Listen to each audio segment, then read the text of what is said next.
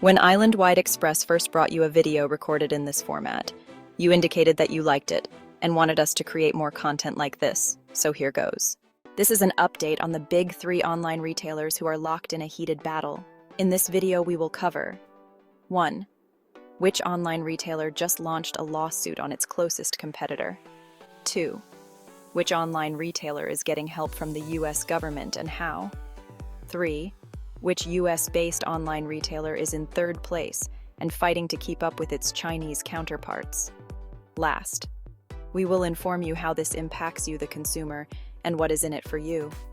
The 2 major Chinese retailers are suing each other, while the US retailer is trying to innovate its way out of 3rd place. You already know that I am not a fan of reactionary leadership, and Amazon is on the ropes and are just reacting to Shein and Temu's every move. A good executive team should be visionary. Yes, Shein is pronounced Shein and not Sheen. Throughout the course of this video, you'll hear us mention the term de minimis. Without reading the Webster Dictionary definition to you, I'll explain that in this context, de minimis refers to a duty-free allowance. In Jamaican culture, it's often referred to as FOB, which stands for free on board, or for Islandwide Express customers, it's just duty-free. While Amazon seeks to innovate their way out of trouble, they're catching a lifeline from the US government, which is planning to reduce the de minimis threshold from $800, where it currently stands. This could be very advantageous to Amazon, because Shein and Temu customers currently enjoy this benefit on their online packages. There is a lot to unpack in this video, so let's get after it. Shein has filed a lawsuit against its fast fashion rival Temu, accusing it of copyright infringement, trade secret theft, and counterfeiting. The lawsuit was filed in Washington, D.C., because in America you can sue a ham sandwich.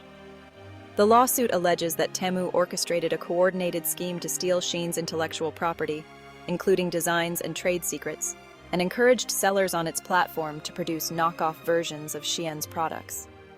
Shein further claims that Temu engaged in false advertising by creating fake Shein accounts on social media platforms to divert customers away from Shein.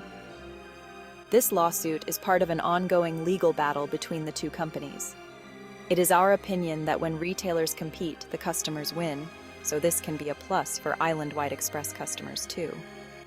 Temu had previously sued Shein, accusing it of mafia-style intimidation tactics against manufacturers. Both companies, which dominate the fast fashion industry, have faced numerous legal challenges over intellectual property disputes from other brands as well. On September 13, 2024, the Joe Biden administration proposed new rules targeting Chinese e-commerce platforms like Shein and Temu, which use the de minimis exemption to avoid taxes on imports under $800. These changes could impact Shein and Temu, which have grown by leveraging the de minimis rule to offer lower prices.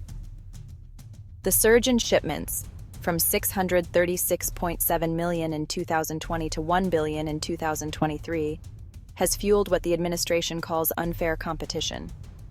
The rules may modestly raise prices, affecting low and middle-income consumers.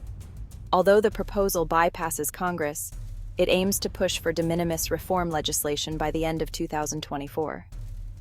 Since the price point of products on both websites is so low, and the de minimis threshold in Jamaica is only $100, even a significant reduction in the US de minimis from $800 should not have a major impact on Islandwide Express's local customers in Jamaica.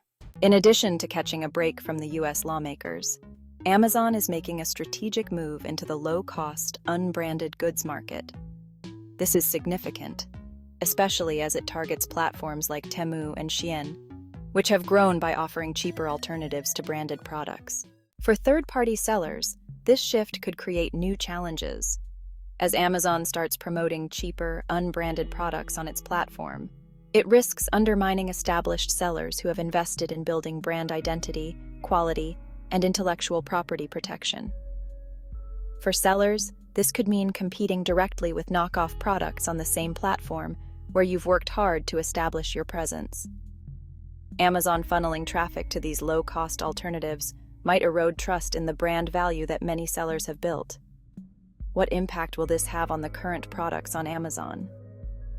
Will Amazon cannibalize itself by stacking cheaper Chinese sellers' products next to the more expensive US sellers' products? Please share your thoughts on what you think the outcome will be. If you find value in this video, researched, produced, and directed by Islandwide Express, please share it with friends, family, and loved ones, and give Islandwide Express a thumbs up.